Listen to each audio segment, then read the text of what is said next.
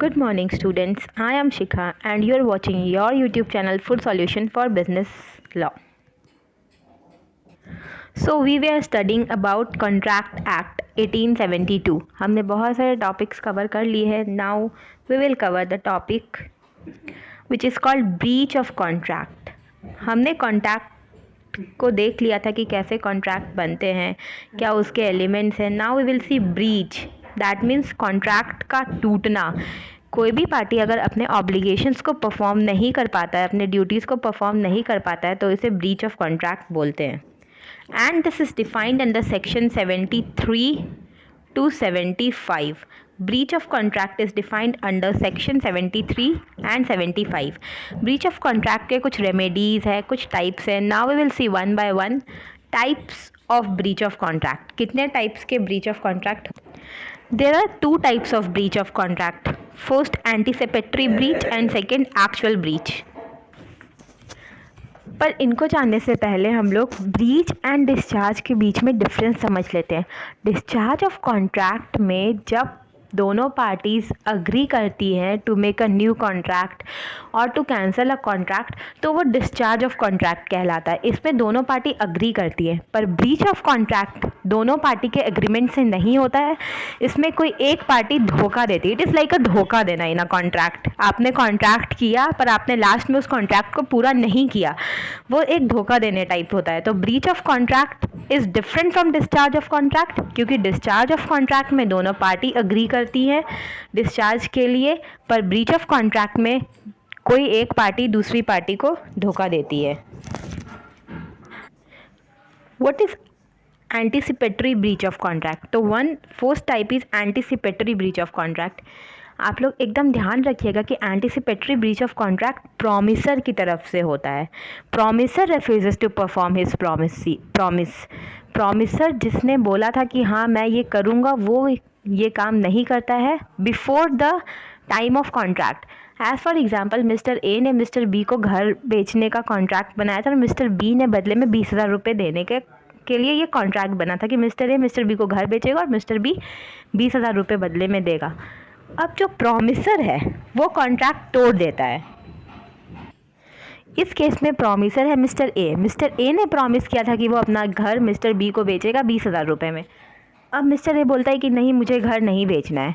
तो mister B जो उतने टाइम से वेट कर रहा था घर के ख़रीदने का और 20,000 रुपये देने का, उसे कुछ लॉस होता है. उसने मान लीजिए रेंट पे घर लिया हुआ था, वो रेंट खाली कर चुका है अपने नए घर में आने के लिए, तो उसे बहुत बड़ा डैमेज होता है, बहुत बड़ा लॉस होता है. तो एंटीसिपेटरी ब्रीच ऑफ कॉन्ट्रैक्ट वो होता है जो प्रॉमिसर रिफ्यूज़ करता है. और इस केस में ये कॉन्ट्रैक्ट पूरे होने के टाइम के पहले भी हो सकता है. लाइक मिस्टर ए ने बोला था मिस्टर बी को कि आप मैं 1 महीना के बाद घर बेचूंगा, पर मिस्टर ए दूसरे ही दिन जाके मिस्टर बी को बोलता है कि नहीं, मुझे घर नहीं बेचना है. उसने कॉन्ट्रैक्ट तोड़ा और मिस्टर बी को उससे प्रॉब्लम हुई. तो ये कॉन्ट्रैक्ट के ख़त्म होने के टाइम के पहले भी हो सकता है. Next is actual breach of contract.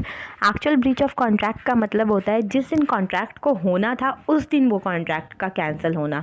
अब चाहे वो प्रॉमिसर करे चाहे वो प्रॉमिसी करे, एक्चुअल ब्रीच ऑफ कॉन्ट्रैक्ट में दोनों पार्टीज़ कॉन्ट्रैक्ट को तोड़ सकती है. As for example, mister A ने मिस्टर बी को 20,000 रुपये में घर बेचना था.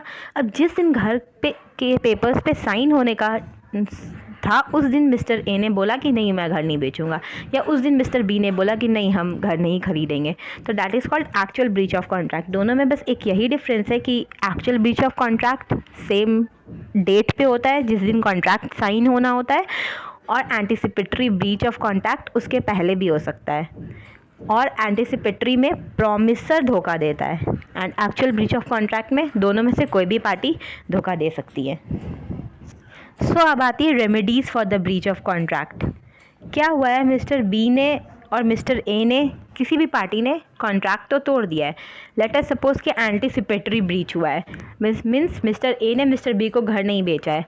अब बेचारा मिस्टर बी जो रेंट के घर पे रहता था, उसने अपने रेंटर को बोल दिया था कि मैं घर को खाली कर दूंगा.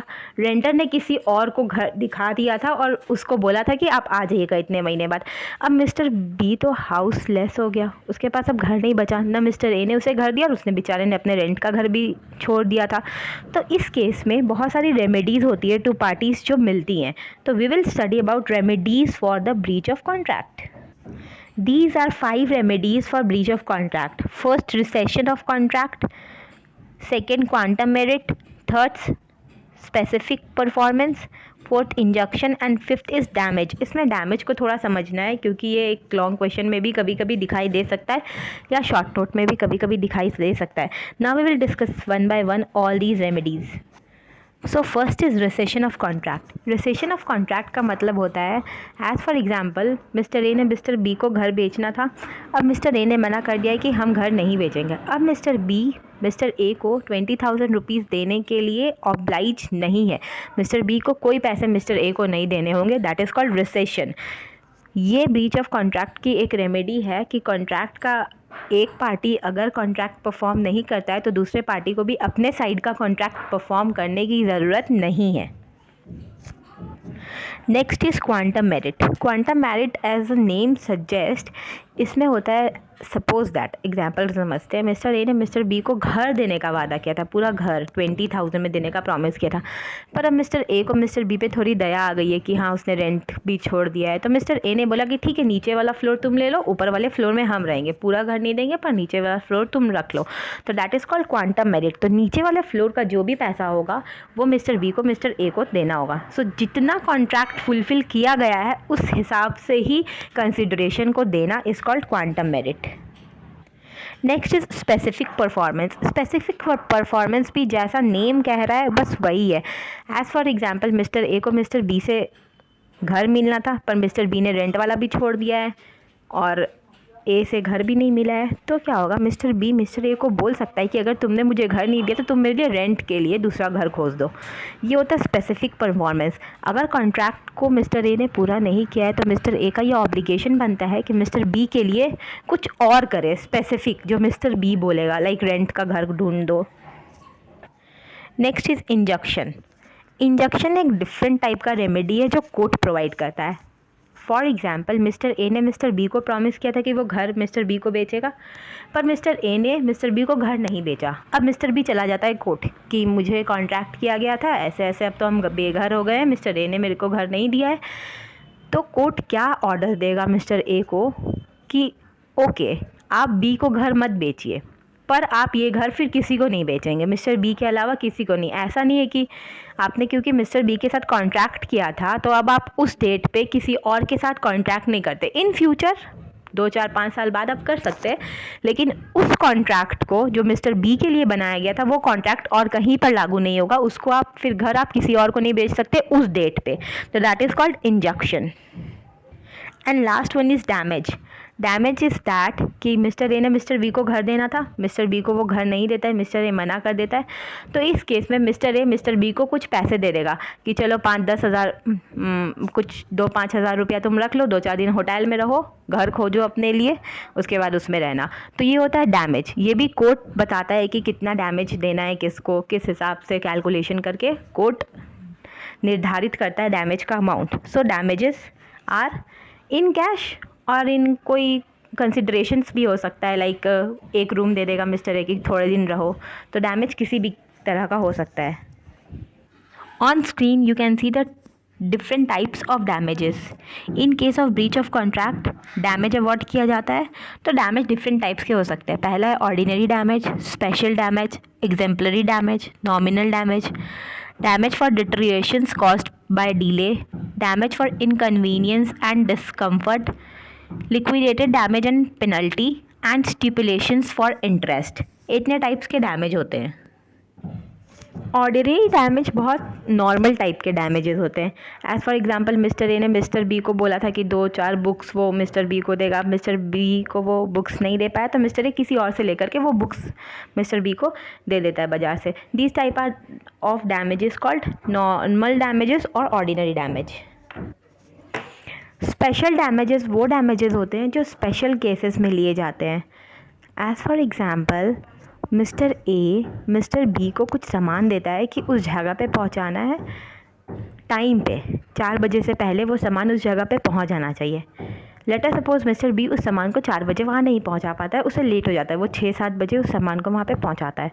तो मिस्टर ए को जो अधिकार है डैमेज का, वो जो लेट हुआ है टाइम उतना डैमेज तो वो लेगा ही मिस्टर ए, बट जो प्रॉफिट होता है 4 बजे वो सामान पहुंचने से, वो भी उस डैमेज में ऐड हो जाएगा। Exemplary damages are also known as vindictive damages, punitive damages। In damage में किसी के पोस्ट को डैमेज होता है, लाइक कोई बहुत बड़ा ऑनररी पोस्ट में है पर उसके पोस्ट को, प्रेस्टीज को डैमेज किया जाता है by breach of contract. As for example, एक बहुत नॉर्मल सा एग्जांपल लेते हैं आप लोग के लिए कि एक लड़की को से शादी करने के लिए तय हुआ, एक लड़के का एक लड़की से शादी तय हुआ, बट उस लड़के ने शादी के टाइम पे एकदम एग्जैक्ट मंडप पे बोला कि अब मैं शादी नहीं करूँगा। तो इस केस में ये एक विंडिक्टिव डैमेज है। वो लड़की उस लड़के से पूरा खर्चा मांग सकती है क्योंकि एक उसके फैमिली को, एक प्रेस्टीज को डैमेज पहुंचा है। बहुत लोगों के बीच में उसके फैमिली की प्रेस्टीज पे बहुत बड़ा क्वेश्चन उठा है। तो ये इस तरह के डैमेज को एग्जेम्पलरी डैमेज बोलते हैं। Next damage is damage for deteriorations caused by delay. ये तो नाम से ही सजेस्ट है कि अगर कोई कॉन्ट्रैक्ट करने में लेट होता है तो जो डैमेज होता है वो इसके अंदर आएगा। Next is damage for inconvenience and discomfort. Discomfort and inconvenience के लिए जो भी डैमेजेस होता है उसको यहाँ पे लिया जाता है। As for example, mister A ने मिस्टर बी को कोई सामान घर पे डिलीवर करने के लिए प्रॉमिस किया था, पर मिस्टर ए ने वो सामान मिस्टर बी को बेच तो दिया है पर घर पे डिलीवर नहीं हो पा रहा है। तो मिस्टर बी खुद से वो सामान घर पे लेके आता है, उसका लोडिंग अनलोडिंग का चार्जेस लगता है, उसको बहुत परेशानी होती है। तो these are the damages which are claimed in this topic. Next is liquidated damage and penalty. Liquidation and penalty basically cash में मिलता है। अगर कोई डैमेज हुआ है, मिस्टर ए ने मिस्टर बी को कोई सामान बेचना था, उसने वो सामान उसे बेच दिया है, पर late us suppose mister A को मिस्टर बी को कुछ बुक्स बेचनी थी, उसने मिस्टर ए ने मिस्टर बी को बुक्स तो भेज दी लेकिन वो बुक्स चूहे कटी हुई है या कुछ इस तरह की, तो उसके लिए पेनल्टी मिस्टर बी मांग सकता है मिस्टर ए से। मान लीजिए 50% कॉस्ट कम करने बोल सकता है या फिर पैसे ले सकता है वापस उससे। तो इस टाइप के डैमेजेस को लिक्विडेटेड डैमेज एंड पेनल्टी बोलते हैं। Last is stipulation for interest. इस केस में अगर ब्रीच ऑफ कॉन्ट्रैक्ट होता है तो जो भी पार्टीज़ ब्रीच कर रही है उसे इंटरेस्ट पेमेंट करना होगा। As for example, mister A ने मिस्टर बी को बुक्स बेचा दिया और वो चूहा खाया हुआ बुक था, तो क्या होगा कि मिस्टर ए को जितने दिन वो लेट बुक दिया है या फिर जितना ख़राब वो बुक दिया है उस पर एक परसेंटेज ऑफ इंटरेस्ट पेमेंट करना होगा to mister B. So these all are damages and types of damages we have done. So you all have seen the remedies for breach of contract. breach of contract क्या होता है ये आपने देख लिया, types देख ली, रेमेडीज़ देख ली breach of contract के केसेस में, और ये टॉपिक यहीं पे ख़त्म होता है। Thank you.